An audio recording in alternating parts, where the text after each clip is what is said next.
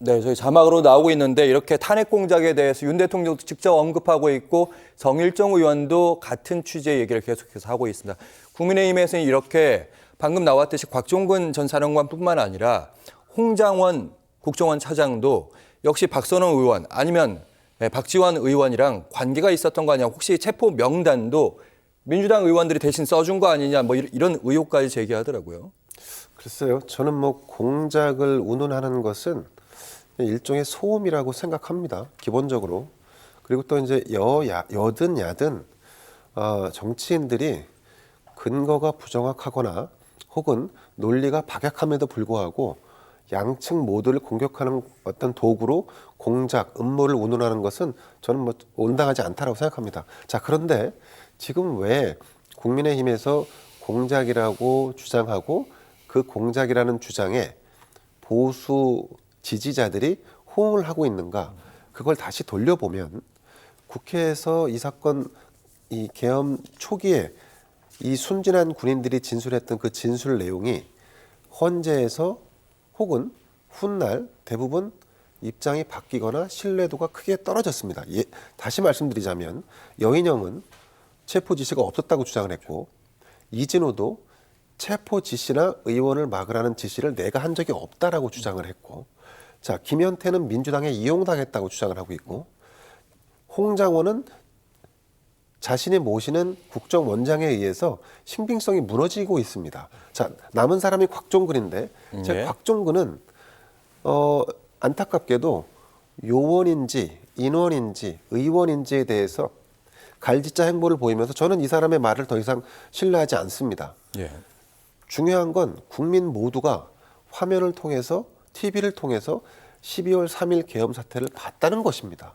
자, 근데 지금 그럼 이게 무엇이 다르냐라고 이제 의문을 가질 수 있는데 지금 벌어지고 있는 헌재에서의 이 법리 다툼은 윤석열 대통령 측에서는 계엄의 명분을 확보하고 그동안에 이 계엄을 탄핵으로 연결시켰던 그 주장들을 다시 탄핵하려고 하는 겁니다. 근데 일정 정도 이게 먹혀들고 있다는 게 중요한 겁니다. 자, 이렇게 되면 헌재가 결정을 내리는데 엄청난 부담을 느끼게 되고 그 부담감은 사실 이건 누가 봐도 탄핵감이야라고 했던 초기의 여론과는 달리 약간은 변화나 변수가 좀 생기고 있는 것이 아닌가 이렇게 관측을 해봅니다. 짧게 듣겠습니다. 김성환 평론가님.